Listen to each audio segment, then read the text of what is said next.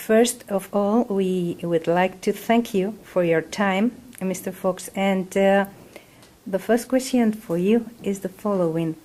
You've been talking about the future of advertising before, and you've put some examples of some things that are happening around the world.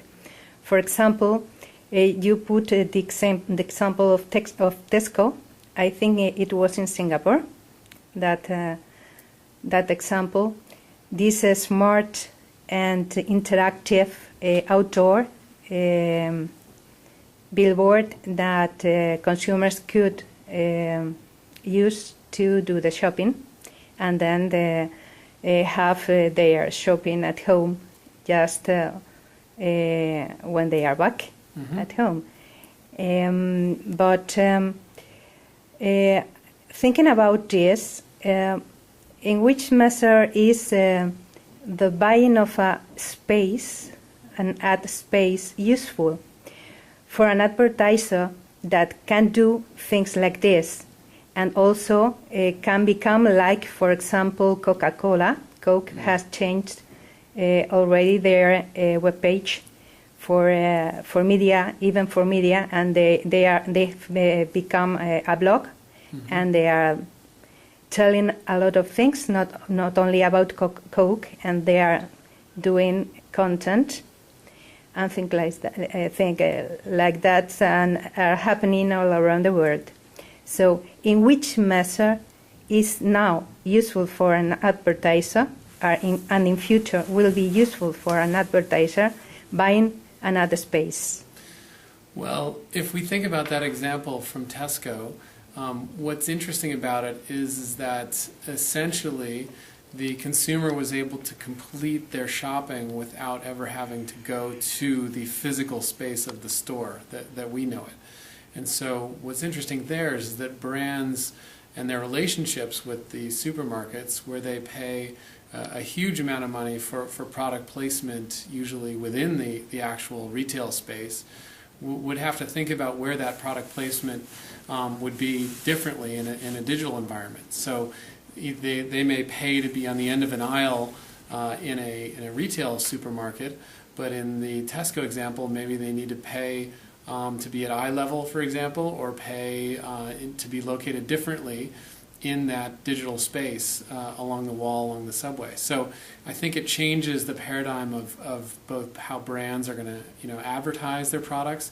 It also allows the brands to take a much more proactive, innovative role. So imagine when he's looking at that digital space or that billboard when he's purchasing his products, and he looks at one of the orange juice containers, for example, and the front of the orange juice container starts to animate like a pre-roll ad, for example. So the whole concept of augmented reality, where you're having to hold your phone in front of something, could actually just be integrated directly into the new shopping experience.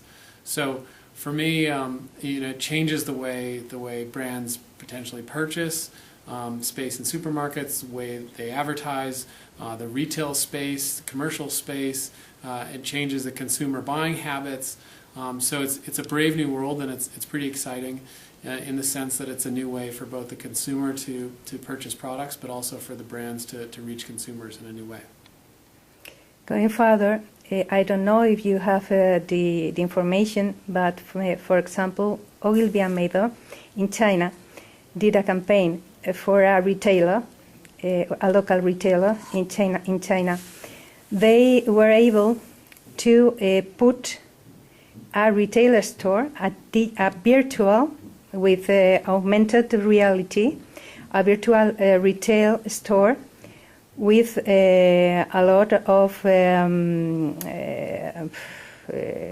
sales and special offers for consumers, just in front of the competence, So the competence? Yeah. What's the competition? They were the competitors. Yeah, the competitors. Yeah.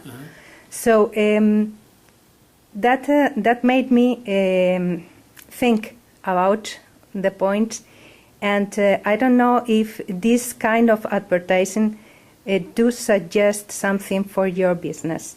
For example, augmented reality, these new stores that they are not physical stores, but they are wherever, and so on. I think that's absolutely a very exciting way to think about the new consumer experience of using technology to provide consumers with the ability to buy and shop and compare pricing in real time. I think you see that in the States a lot, where people are doing something called, I think it's called showrooming, where they go in and they look at a product in the physical store and then they immediately go and purchase it online at an Amazon or in a different place online. And so retail stores are going to immediately have to evolve their models over the next several years to compete with that. And I think one of those interesting ways that they can do that is something I showed today, which is giving the consumer price discounts based on their location, bringing them into the store using social media, and if they can't bring them into the store, then bringing them into the virtual store in the right way. So I'm sure that some retailers would love nothing more to be able to actually just service those consumers virtually or digitally, as opposed to having to own real estate space and commercial real estate and have that physical square footage where people may not be purchasing the actual products, where they feel comfortable enough to actually make those purchases using digital media to do it.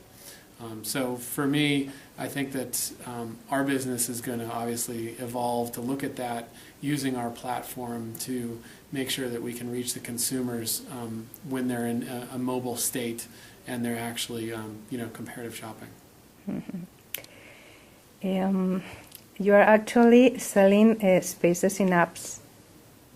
Sorry?